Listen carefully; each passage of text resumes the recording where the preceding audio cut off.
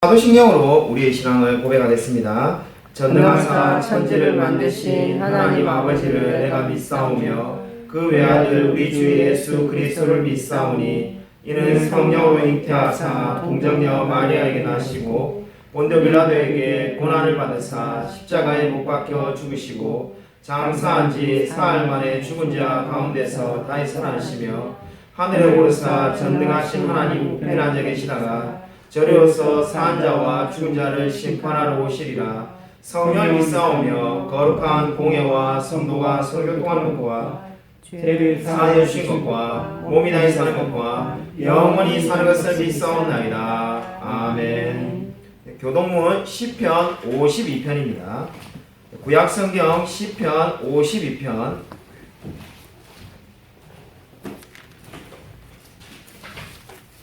구약성경 839면입니다. 구약성경 839면 시편 52편 1절부터 끝절까지를 제가 한 절 제가 읽어드리도록 하겠습니다. 제가 읽어드리겠습니다.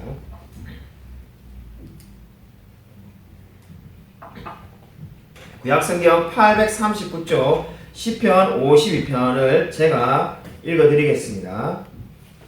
포악한 자여 내가 어찌하여 악한 계획을 스스로 사랑하는가. 하나님의 인자하심은 항상 있도다.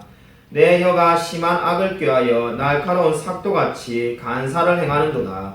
내가 선보다 악을 사랑하며 의를 말함보다 거짓을 사랑하는도다. 간사한 혀여 너는 남을 해치는 모든 말을 좋아하는도다. 그런즉 하나님이 영원히 너를 멸하시며 너를 붙잡아 내 장막에서 뽑아내며 살아있는 땅에서 내 뿌리를 빼시리로다.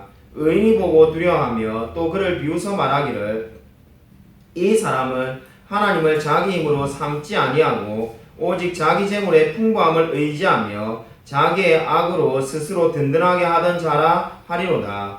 그러나 나는 하나님의 집에 있는 푸른 감람나무 같으며 하나님의 인자하심을 영원히 의지하리로다. 주께서 이를 행하셨으므로 내가 영원히 주께 감사하고 주의 이름이 선하심으로 주의 성도 앞에서 내가 주의 이름을 사모하리이다. 아멘. 찬송가 543장 함께 부르시겠습니다. 찬송가 543장입니다.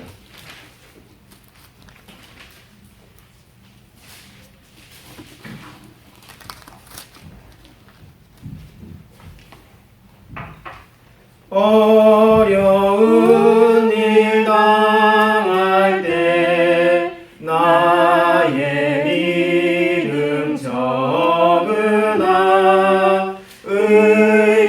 의지하는 내 주를 더욱 의지합니다. 세월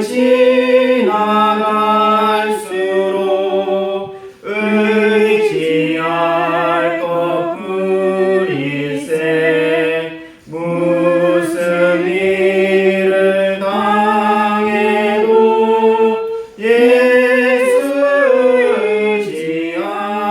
의지합니다. 성령께서 내 마음 밝히 비춰주시니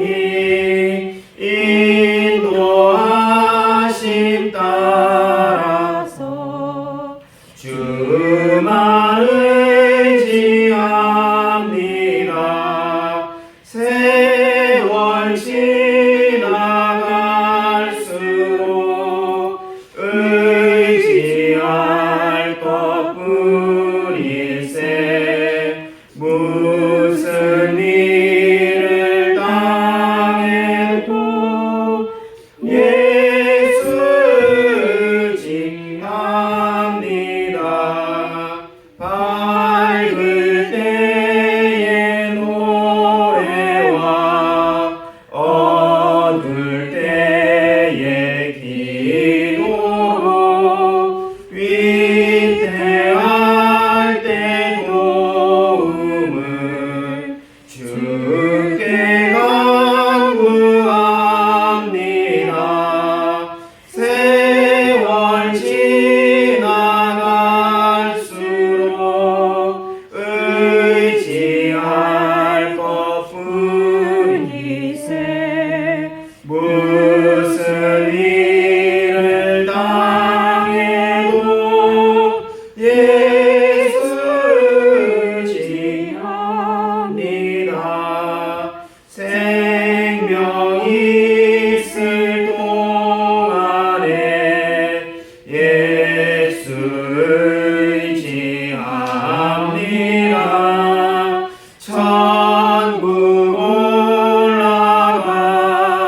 올라가도록 의지할 것뿐일세. 세월 지나갈수록 의지할 것뿐일세.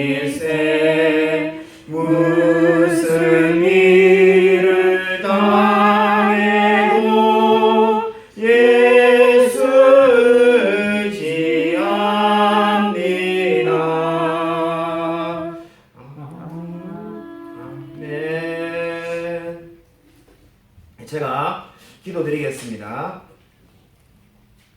하나님 아버지 감사를 드립니다. 신종 코로나로 인하여서 주일 예배를 못 드리는 가운데 이렇게 금요일 저녁에 예배 드릴 수 있게 해주심을 감사를 드립니다. 아멘. 하나님 참으로 비록 함께 예배를 드리지 못하지만은 이 예배를 동영상을 통해서 함께 드릴 우리 성도님들에게도 주님께서 은혜 부어 주시옵소서. 참으로 우리가 감염의 위기 가운데 살아가고 있습니다. 또한 경제적인 어려움도 겪고 있습니다. 주님께서 함께 하셔서 우리가 두려운 마음을 다 떨쳐버리고 오직 주님만 의지하며 살아갈 수 있도록 역사하여 주시옵소서. 하나님 그러한 우리의 마음을 담아서 하나님께 헌금을 드립니다. 주님께서 이 헌금을 받으시고 참으로 하나님의 나라를 위하여 기히 사용하여 주시옵소서. 특별히 우리 한 달간 월세를 받지 않기란 우리 교회 건물 주인에게도 하나님께서 함께 하셔서 우리 안미선 씨에게 주님께서 축복하여 주시옵소서. 그 귀한 헌신과 결정 가운데 하나님께서 반드시 함께하여 주실 줄로 믿습니다. 주님께서 은혜 부어 주시옵소서. 주님 한 분도 우리 넘치는에게 성도님은 코로나에 감염되지 않게 유혹시고 바라옵긴 다 경제적인 어려움 겪지 않고 이 모든 어려움을 지나갈 수 있도록 역사하여 주시옵소서. 하나님께서 지켜보아여 주실 줄 믿사오며 살아계신 예수 그리스도 이름으로 간절히 기도드립니다. 아멘. 우리 성경 말씀 보도록 하겠습니다. 성경 말씀은 마가복음 2장 1절부터 12절입니다. 신약 성경 마가복음 2장 1절부터 12절. 오늘 설교 제목은 우리에게 오신 그리스도입니다. 우리에게 오신 그리스도라는 제목으로 마가복음 2장 1절부터 12절을 우리 살펴보도록 하겠습니다. 제가 읽어드리겠습니다. 신약성경 55쪽입니다. 신약성경 55쪽 마가복음 2장 1절부터 12절을 제가 읽어드리겠습니다.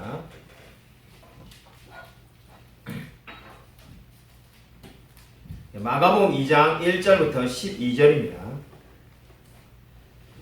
수일 후에 예수께서 다시 가버나움에 들어가시니 집에 계시다는 소문이 들린지라 많은 사람이 모여서 문 앞까지도 들어설 자리가 없게 되었는데 예수께서 그들에게 도를 말씀하시더니 사람들이 한 중풍병자를 네 사람에게 메워 가지고 예수께로 올세 무리들 때문에 예수께 데려갈 수 없으므로 그 계신 곳에 지붕을 뜯어 구멍을 내고 중풍병자가 누운 상을 달아내리니 예수께서 그들의 믿음을 보시고 중풍병자에게 이르시되 작은 자야 내 제사함을 받았느니라 하시니 어떤 서기관들이 거기 앉아서 마음에 생각하기를 이 사람이 어찌 이렇게 말하는가 신성모독이로다 오직 하나님 한 분 외에는 누가 능히 죄를 사하겠느냐.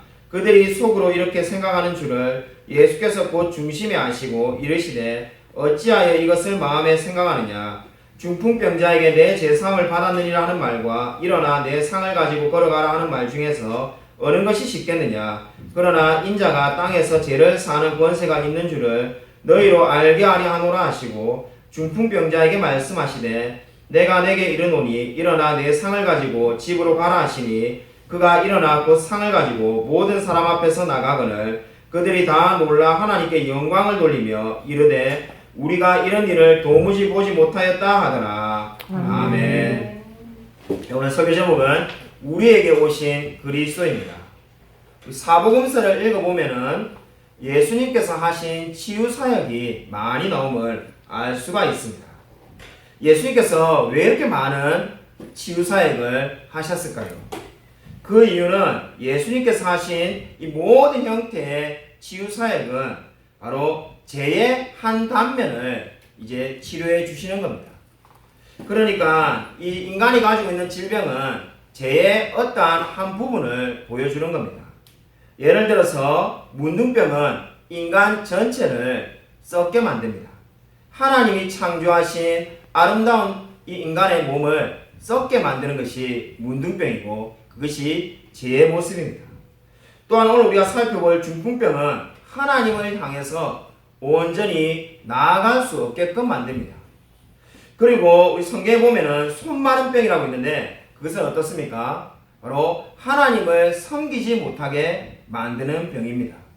인간은 정말 하나님을 믿으면은 하나님께 섬기고 봉사하고 싶은데 아무것도 할 수 없게 만드는 것이 손이 마르는 병인 겁니다.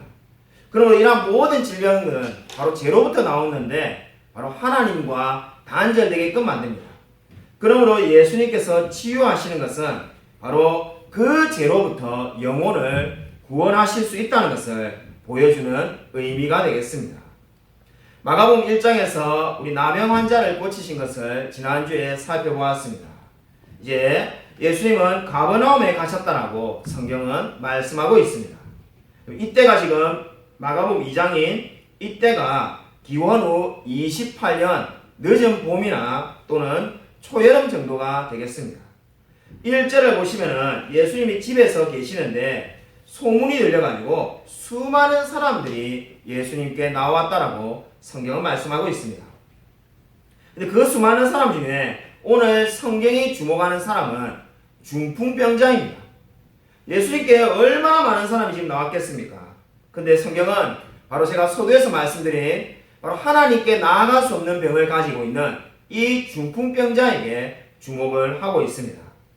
중풍병자는 원어를 직역하면은 힘없는 자라는 뜻을 가지고 있습니다. 아마 저와 여러분이 너무나 좋아하는 로마서 5장 6절에 우리가 아직 연약할 때 기약대로 그리스도께서 경건하지 않은 자를 위하여 죽으셨도다라는 말씀을 아마 많은 분들이 잘 알고 있을 겁니다. 그 우리가 아직 연약할 때 그때 그 말씀 중에 연약할 때라는 그 단어가 지금 중풍병자하고 똑같은 단어입니다. 그러니까 이 중풍병자는 어떻다는 겁니까? 연약한 자라는 거죠. 스스로는 하나님께 나아갈 수 없는 그 연약한 사람이 바로 중풍병자입니다. 지난주에 우리가 살펴본 나병 환자도 사회적으로 무시당하여서 죽은 자 같은 상태라고 말씀을 드렸습니다. 근데 사실 나병 환자는 그래도 스스로 움직일 수는 있습니다. 나는 부정하다 소리를 질러야 되지만은 거리에 나갈 수도 있고 걸을 수도 있습니다. 근데 중풍병자는 어떻습니까? 움직일 수조차 없는 사람입니다. 그래서 이 3절에 보시면은 네 사람이 중풍병자의 침상을 들어가지고 지금 예수님께 나왔다라고 말을 하고 있습니다. 우리가 언뜻 보면은 3절 말씀은 그냥 이 이야기를 묘사하는 말씀 정도로 여겨지기 쉽습니다. 스스로 못 나오니까 네 사람이 침상을 들어가지고 왔겠구나 이렇게 생각하고 건너뛰기가 쉽습니다. 그러나 여기에서 중요한 영적인 교훈이 있습니다. 그리고 저와 여러분에게 주시는 오늘 마가복음 2장의 첫 번째 영적인 교훈이 무엇입니까? 바로 중풍병자는 자신의 처지를 인정한 사람이라는 겁니다. 중풍병자는 스스로는 하나님께 나올 수 없는 자임을 인정하였습니다.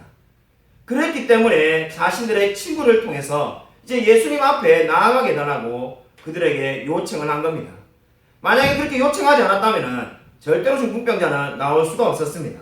근데 그렇게 요청한 이유가 무엇입니까? 이제 자신의 처지를 인정해서 스스로는 결코 예수님 앞에 나올 수 없음을 인정하였습니다.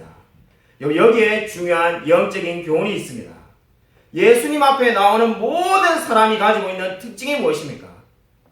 그것은 바로 자신의 처지를 인정해야만 한다는 겁니다.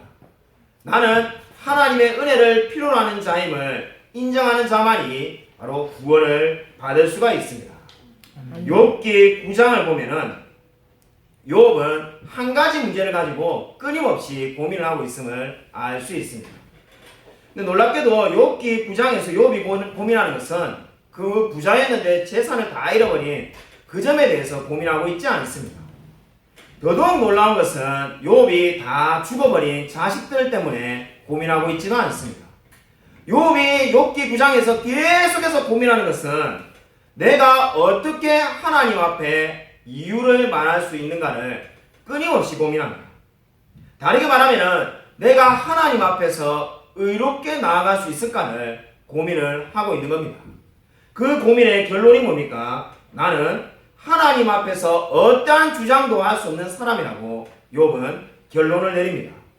그 결론의 내용이 바로 무엇입니까? 오늘 중풍병자가 인정한 것과 마찬가지입니다. 나는 스스로 의로워질 수 없고 하나님의 은혜를 필요로 하는 사람임을 인정하는 겁니다. 여러분, 이것이 바로 구원의 첫 단계입니다. 어떠한 한 영혼이 예수 그리스도를 만나서 믿으려고 한다면 첫 번째 반드시 해야만 하는 단계가 무엇입니까? 나는 스스로는 이제 아무것도 할 수 없는 존재이며 나는 연약한 자에 불과하다고 인정하는 겁니다. 바로 그것이 오늘 중풍병자가 하나님 앞에 나온 이유였습니다. 그는 스스로는 이제 아무것도 할 수 없는 사람임을 인정하였습니다. 여러분, 진정으로 하나님의 은혜가 필요한 자임을 인정하며 살아가고 있습니까? 1970년대에 미국 해군에서 비행기를 항공모함에 자동으로 착륙시키는 기술을 개발했다고 합니다. 그 전까지는 비행기의 조종사가 알아서 이렇게 항공모함에 잘 착륙해야 되는데 이제 컴퓨터로 1970년대 처음으로 비행기를 이렇게 비행기 안에 비행사가 있지만은 그가 아무것도 하지 않아도 다 컴퓨터로 이렇게 내리도록 이렇게 만들었다고 합니다.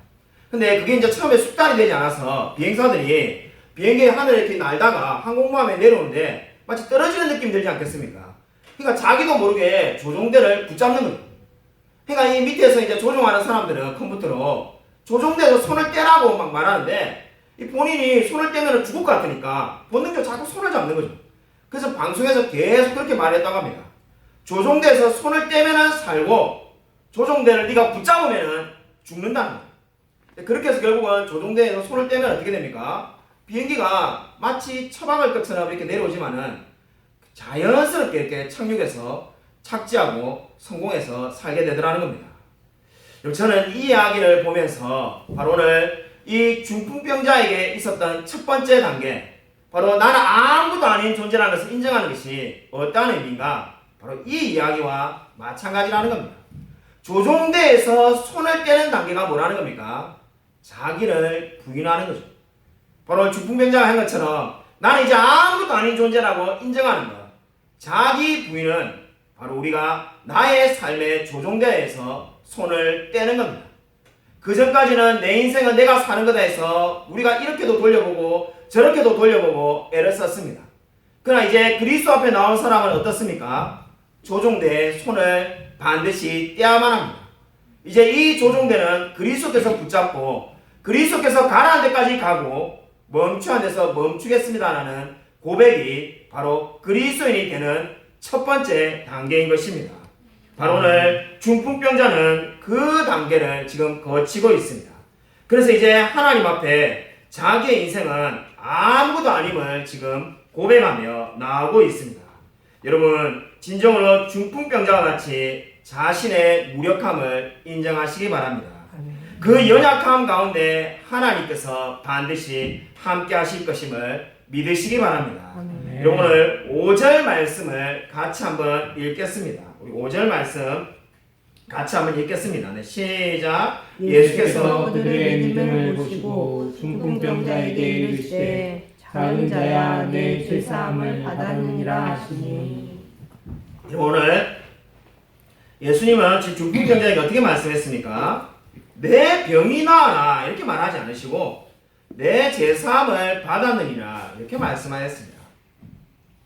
제가 왜 그렇게 생각했는지 모르겠는데 저는 한동안에 이 말씀을 참 많이 오랫동안 오해했던 것 같습니다. 저는 누구한테 그렇게 들었는지는 잘 모르겠습니다만은 오랫동안 이 말씀이 중풍병자는 중풍병이 낫고 싶어가지고 예수님을 찾아왔는데 예수님께서 중풍병도 낫게 해주시고 마치 덤으로 이 구원도 주셨다. 이렇게 제가 오해하며 이 성경을 읽어왔습니다. 근데 여러분 그렇게 성경을 해석해서는 안 되는 이유가 어디에 있습니까? 성경에 분명히 성경이 말씀하고 있습니다. 5절에 보면은 성경에서 분명히 어떻게 말씀하고 있습니까? 그들의 믿음을 보시고 이렇게 말씀하고 있습니다.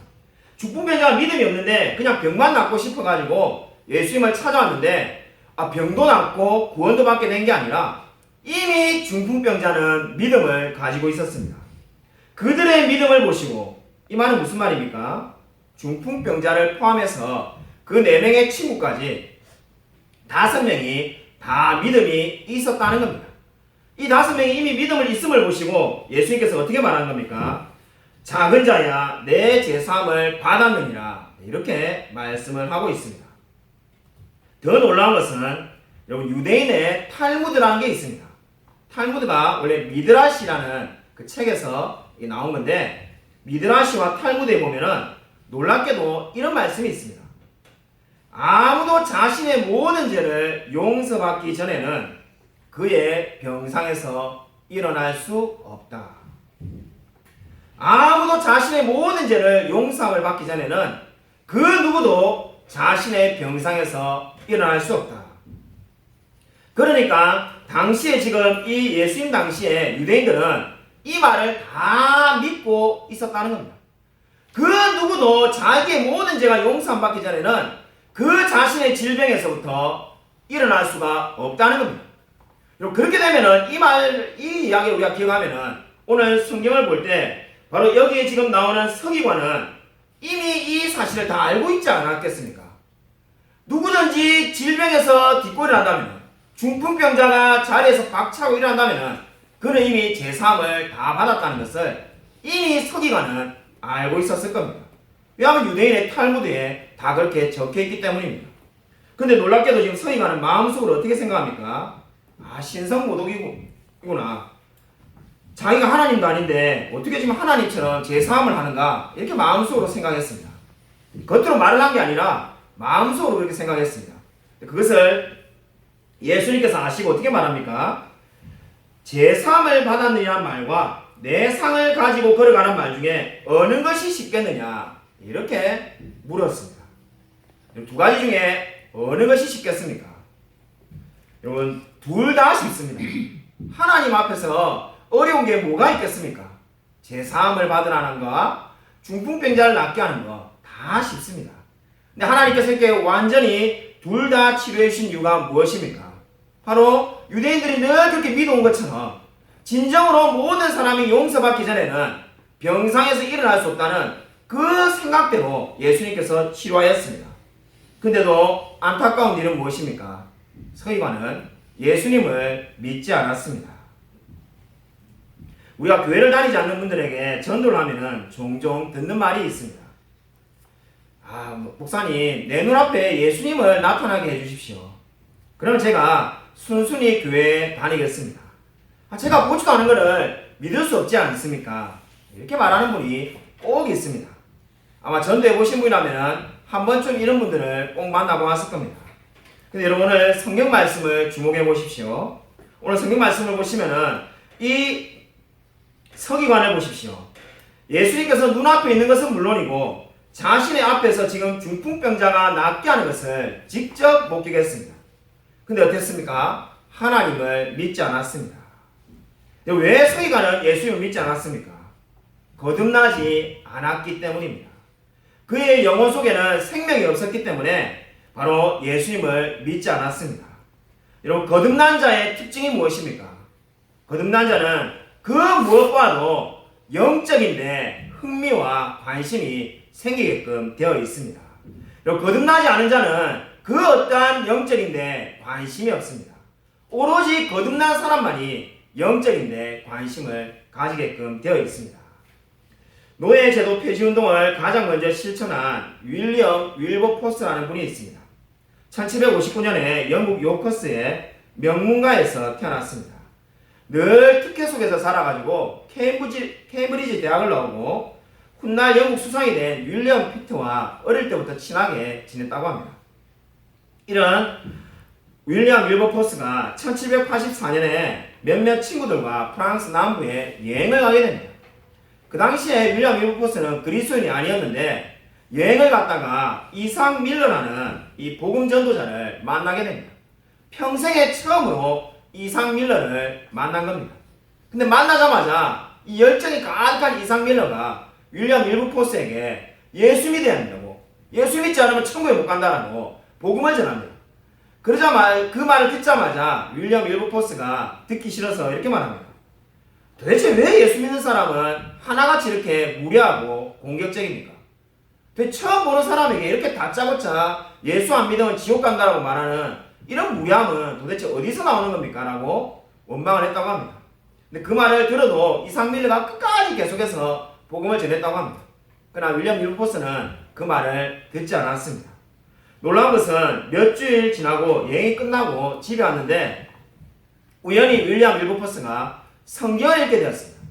성경을 읽다가 전도자 이삭 밀러가 말해준 말들이 떠오르기 시작하였습니다. 그리고 그것을 믿게 되었습니다. 그 전까지는 그런 말을 절대 믿지 않고 광적으로 전도하는 사람을 잘못됐다고 생각하던 이 윌리엄 윌버포스가 성령이 마음에 역사하시니까 예수님을 영접하게 된 겁니다. 그리고는 자신이 그 누구보다도 열정적으로 복음을 전하는 사람으로 바뀌게 되었습니다. 그래서 우리가 잘 알다시피 훗날 노예제도 폐지 법안을 제일 먼저 발의한 사람으로 남게 되었습니다. 여러분, 이 윌리엄 윌버포스의 이야기에서 볼 수 있는 그리스도인의 특징이 무엇입니까? 그 마음에 성령이 계시는 사람은 영적인 관심을 가지기 시작한다는 겁니다. 그 전까지는 도무지 이해할 수 없는 일들에 대해서 이제 관심을 가지기 시작한다는 겁니다.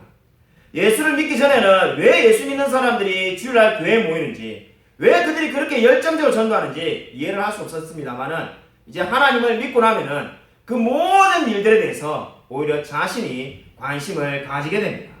이것이 바로 무엇입니까? 그리스도인의 특징입니다. 거듭난 사람은 가장 먼저 영적인 일에 관심을 가지기 시작합니다. 지난 주일에 우리 교회가 생긴 이래 처음으로 교회당에서 예배를 드리지 못했습니다. 여러분, 아마 여러분은 지난 주일을 어떻게 보냈습니까? 우리 가족은 이 주일 오전에 와서 우리끼리 여기서 예배를 드렸습니다. 혹시나 누가 한 분 오시는가 싶어가지고 있었는데 감사하게도 아무도 오지 않으시고, 그래서 우리끼리만 예배를 드리고 이제 오후 1시 정도 돼가지고 이제 집으로 돌아갈까 이렇게 생각하니까 가슴이 답답하더라고요. 이 날씨가 이래 좋은데 집에 가서 하루 종일 또 제 집에만 있으려고 하니까 답답해가지고 어디 갈 데가 없나 이런 생각을 하니까는 실내에 가면 위험할 것 같고, 그래서 곰곰이 생각을 해보니까 우리 꽃 식물을 가자 이래가지고 이제 우리 꽃 식물원을 차를 타고 이제 갔습니다. 갔더만은 정문에 가보니까는 앞으로 3주 동안 휴원한다 해가지고 문 앞에서 이제 턴을 하게 생겼습니다. 다시 집에 가기 싫고 갈 데는 없고 어디 갈 데가 없을까 곰곰이 생각하니까 우리 박정 사모가 궁평항에 가서 바다를 걷자 이렇게 말을 하니, 생각하니까 너무나 좋은 아이디어 같아서 가면 위험도 별로 없고 이래 좋은 기회가 있나 바로 궁평항으로 차를 몰아가지고 궁평항에 갔습니다. 솔직히 저 갈 때는 궁평항에 가면은 우리 가족이나 아니면 한 두세 명 가족 정도가 있어가지고 널널하게 그죠 바다를 걸으면서 이게 좀 이렇게 머리도 좀 식히고 이렇게 생각하고 갔는데, 궁평항 근처에 가니까는 왜 차들이 그렇게 많은지 차가 막 빼곡하게 있어가지고 이미 주차장 밖에 길거리에 차가 엄청나게 많습니다. 가서 보니까 제 평생에 궁평항에 사람이 그렇게 많은 거 제 평생에 처음 봤습니다. 여러분도 다 아는 이 궁평항에서 이 바다를 이렇게 건너가는 나무다리 있지 않습니까? 그 좁은 나무다리에 사람이 진짜 발길 틈도 없이 빼곡히 서 있는 겁니다. 제가 얼마나 놀랬던지 진짜 그 장면을 보고 정말로 놀랐습니다. 그래서 그 장면을 보면서 한참 생각했던 게 있는데, 내만 생각하는 게 아니라 다른 사람들도 다 똑같이 생각하구나. 나는 정말로 가면은 아무도 없어가지고 우리끼리 편하게 쉬다 먹을 줄 알았는데 그러지 못하였습니다. 코로나 바이러스가 계속 확산되고 있습니다. 이번 주에도 제가 2통이나 전화를 받았습니다. 매주 화성시에서 전화가 한 통 오고 그리고 경기도에서 한 통 전화가 옵니다. 전화 묻는 내용은 간단한데 예배를 드릴 건가 안 드릴 건가 늘 묻고 있습니다. 지난주에도 2통의 전화가 왔고 아마 다음 주에도 또 2통의 전화가 올 것 같습니다. 언제쯤 이 일이 끝나게 될까요? 아무도 알 수가 없습니다. 점점 기다리는데 지쳐만 갑니다.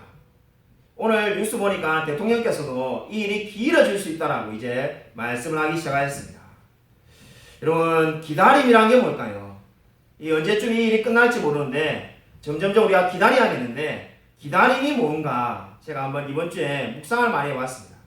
우리가 이제 할 수 있는 거라면 기다린 것밖에 없는데 그죠? 이 코로나가 종식되기를 기다린 것밖에 없는데 기다린다는 것이 뭘까요? 제가 한번 내가 예전에 읽었던 책들을 한번 뒤지다가 기다림에 대해서 이런 이야기를 발견하게 되었습니다. 17세기의 청교도 토마스 브룩스가 한 말입니다. 기다림이란 사실상 믿음의 행위가 더 길게 늘어진 것일 뿐이다. 여러분, 이 말을 꼭 기억하시기 바랍니다. 기다림이란 것이 뭔가 그냥 믿음이 좀 더 길게 늘어진 것에 불과하다는 겁니다. 그러니까 기다림이란 것이 믿음과 전혀 다른 뭔가 하나 더 있는 것이 아니라 그 믿음이 그대로 늘어진 것에 불과하다는 겁니다. 여러분, 이 말의 의미가 무엇이겠습니까? 믿는다는 게 뭡니까? 믿음은 우리 하박국서에 나오는 것처럼 오직 의인은 믿음으로 말미암아 살리라는 말씀이 있습니다. 그게 믿음이라는 단어를 보면은 버티다는 뜻입니다. 그러니까 믿음이란 게 뭔가 버틴다는 거죠. 이 하박국 시대에 정말로 힘든 그 시대에 버팀으로써 사는 겁니다. 그러니까 믿는다는 말을 원문을 보면은 버티다라고 되어 있습니다. 그러면 기다림이라는 게 뭐라고 했습니까? 믿음이 길어지는 거라고 했죠. 한마디로 버티는 것을 오랫동안 하는 것이 바로 기다림이 되겠습니다. 저와 여러분에게 지금 필요한 게 뭡니까? 바로 버티고 그 버티는 것이 길게 할 수 있도록 하는 것입니다. 그게 바로 기다림입니다. 우리가 지금 해야 될 것이 뭐가 있겠습니까? 버티고 또 버티고 이제 이 모든 일이 지나가도록 하나님께 매달리고 기다리는 것 외에 무엇을 더 할 수가 있겠습니까? 오늘 성경을 보십시오. 이 중풍병자를 보십시오. 그가 예수님을 만나고 난 다음에 왜 이제야 오셨습니까? 내가 기다린다고 얼마나 힘들었는지 아십니까? 이렇게 묻지 않았습니다. 내 제사함을 받아들이라는 이 예수님의 말에 대해서 중풍병자가 어떻게 반응을 보였습니까? 오늘 우리 성경 말씀에는 이 중풍병자의 반응이 안 나오는데 이 똑같은 말씀을 누가복음 5장 25절에 좀 다르게 표현되어 있습니다. 우리 누가복음 5장 25절을 한번 찾아보겠습니다.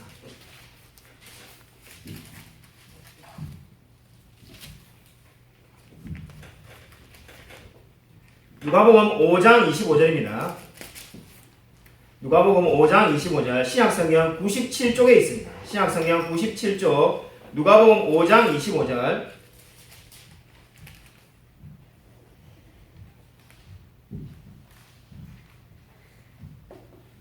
누가복음 5장 25절 다 찾으시죠? 같이 한 목소리 읽겠습니다. 시작. 그 사람이 그들 앞에서 곧 일어나 그 누웠던 것을 가지고 하나님께 영광을 돌리며 자기 집으로 돌아가니.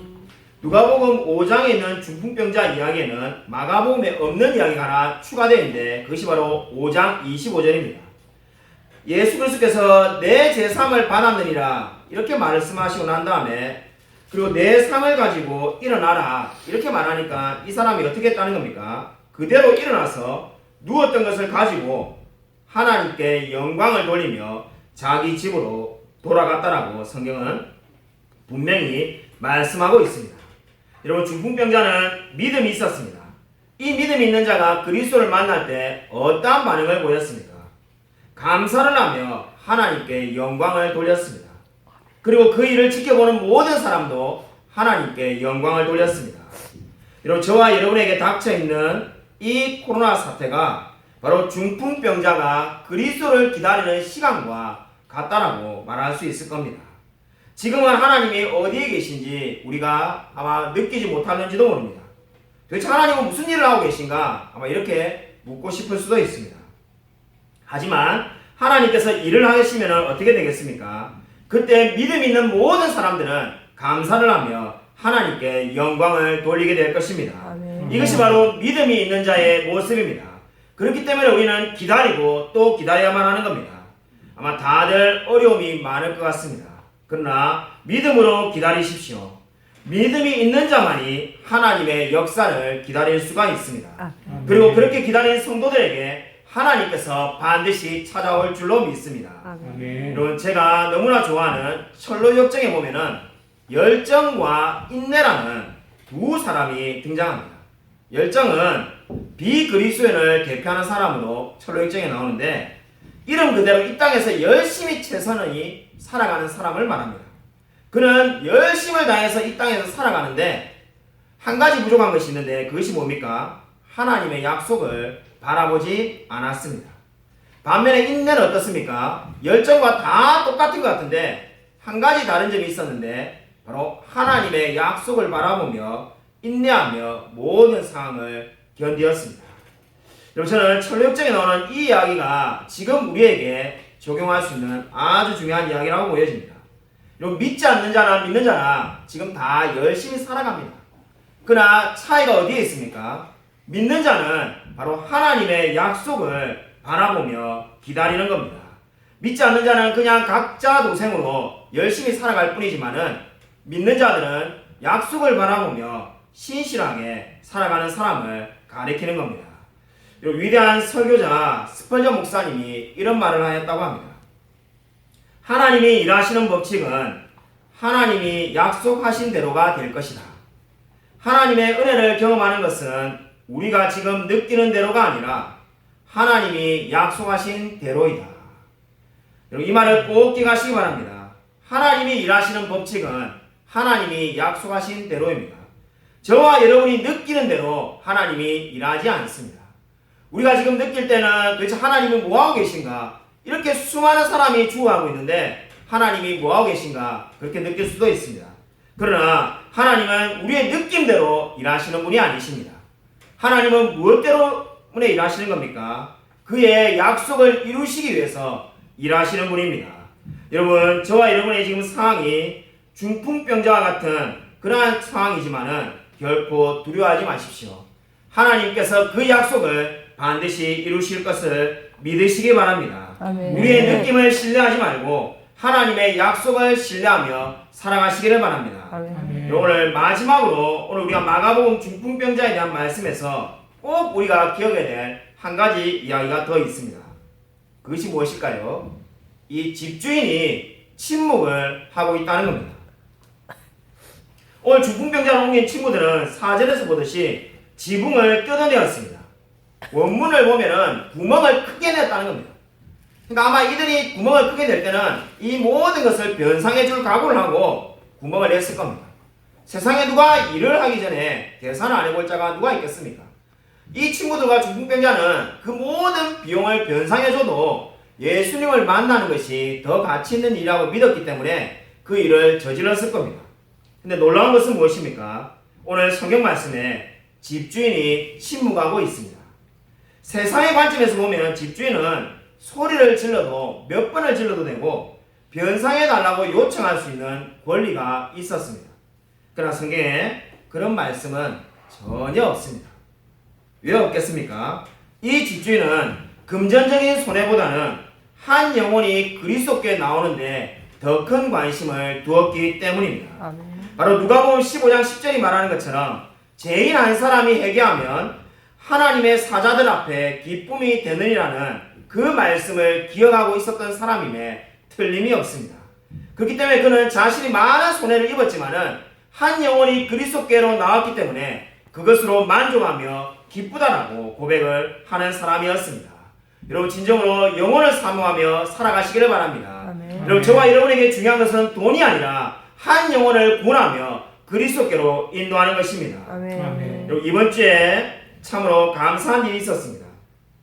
제가 일부러 정말 맞추려고 해도 이렇게 맞출 수가 없는데, 바로 오늘 성경에 나오는 이 집주인과 똑같은 분이 바로 우리 교회 건물 집주인이 되겠습니다. 정말로 제가 이번 주에 우리 교회 재정적으로 어려우니까 한 달 만에 월세를 안 받으면 어떻겠습니까? 솔직히 제가 그렇게 여쭤봤습니다. 제가 그저 솔직하게 말해서 여쭤볼 때는 과연 들어주겠는가? 그냥 한번 이야기나 해보고 그저 뭐 믿자야 본전이니까 과연 들어주겠는가?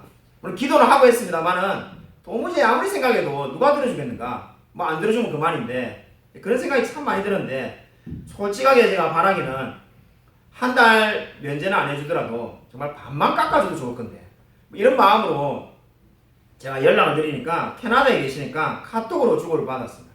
카톡으로 이렇게 주고받는데 그분이 흔쾌히 한 달 월세를 면제해 주기로 말씀하셨습니다. 저 얼마나 감사하든지.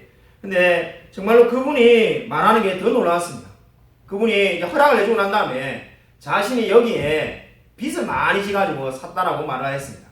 저도 얼핏 기억나는 게 처음에 계약할 때 등기부 등본을 뗐는데 정확하게 얼마인지 기억은 안 나지만은 제 기억에 한 70%는 빚이었던 것 같습니다.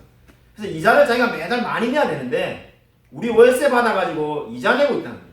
그래서 만약 우리가 월세를 감면해주면은 그 이자를 자신이 내야 되지만은 자신도 그리스도인이기 때문에 교회를 사랑하는 마음에서 허락하겠다고 그렇게 말을 하였습니다.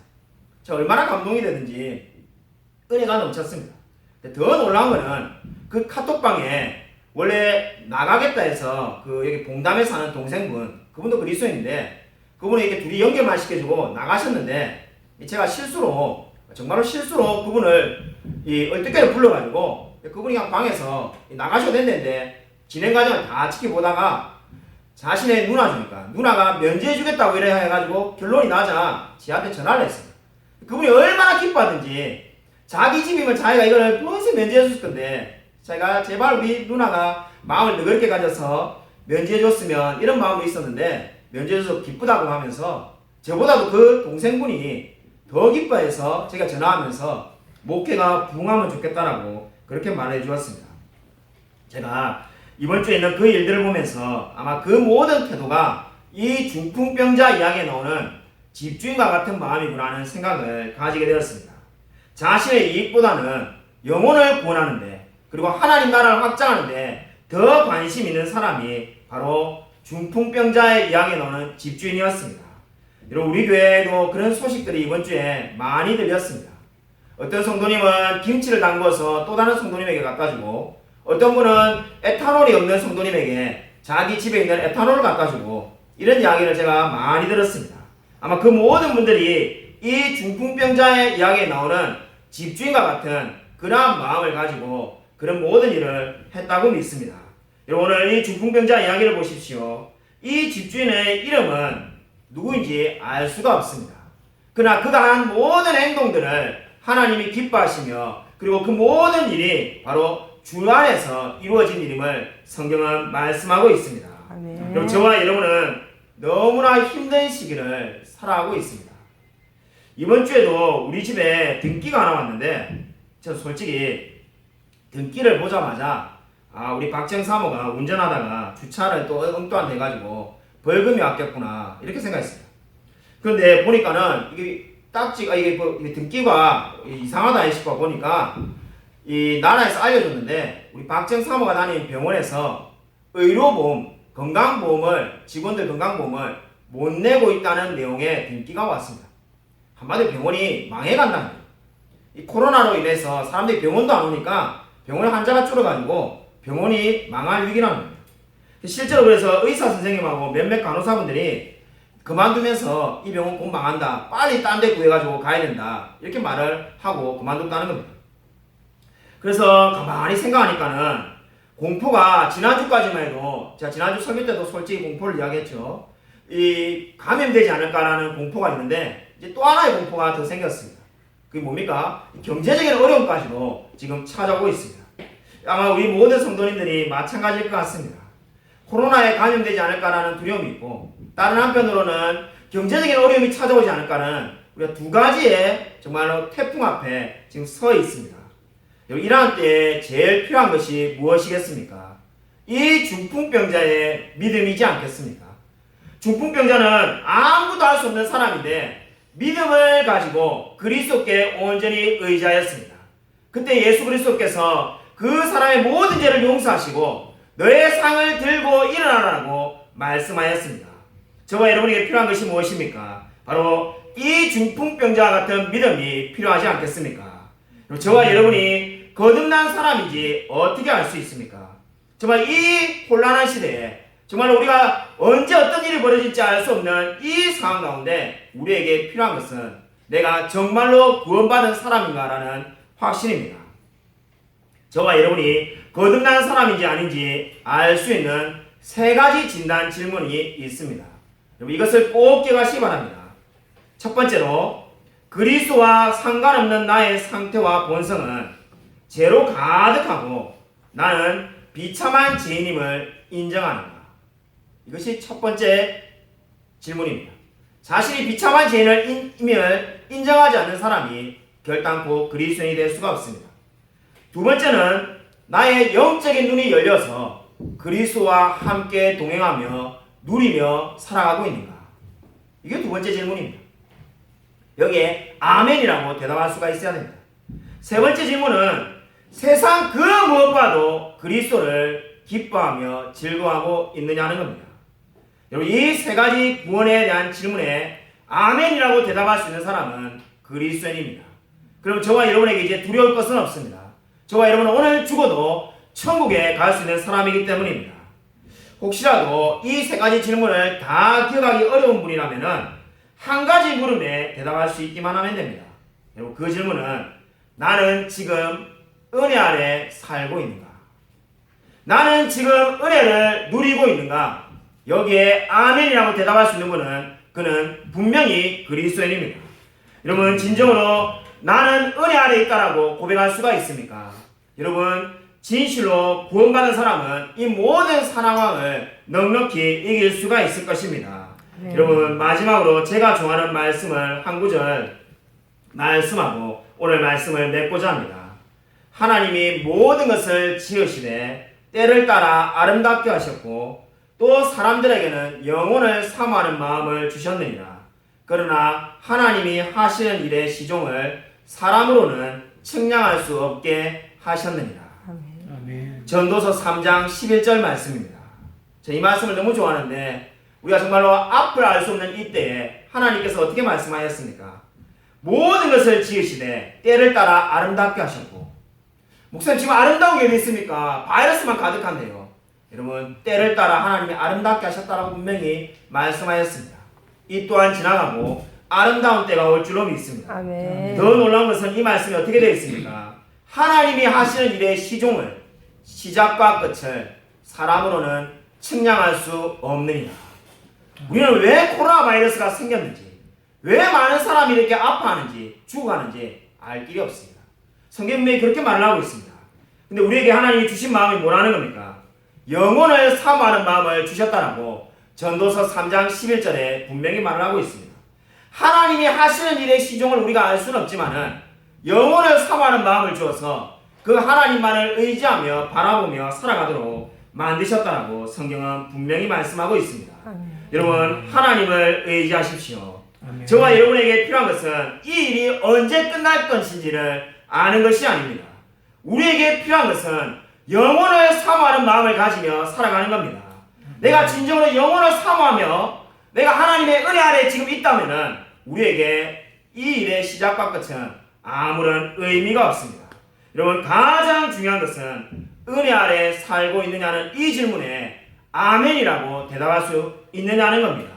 진정으로 이 어려움 속에서 늘 주님을 신뢰함으로 은혜 아래서 살아가는 저와 우리 모든 성도님이 되시기를 주님의 이름으로 간절히 축원드립니다. 아멘. 이 시간 이렇게 우리 함께 통성으로 한번 기도하겠습니다. 주님 정말 신종 코로나로 인하여서 수많은 사람들이 아파하고 있고 수많은 사람이 실직당하고 또는 휴직당하고 힘들어하고 있습니다. 앞으로 우리 교회도 그러한 사람들이 나오지 않기를 원하지만은 실직당하는 분이 생길 수도 있고 사업이 어려워지는 분이 나올는지도 모릅니다. 그 모든 상황 가운데 우리가 하나님의 은혜 아래 살고 있는 자임을 기억하고 늘 정말 주님의 향하여 달려가며 정말 영혼을 사모하며 살아갈 수 있게 달라고 우리의 소망은 이 땅에 있지 아니하며 저 천국에 있다는 것을 알고 날마다 기뻐하며 감사하며 살아갈 수 있게 해달라고, 이 중풍병자와 같은 믿음이 나에게도 있게 해달라고 이 시간 우리 주여 한번 크게 외치고 간절히 통성을 기도하겠습니다. 주여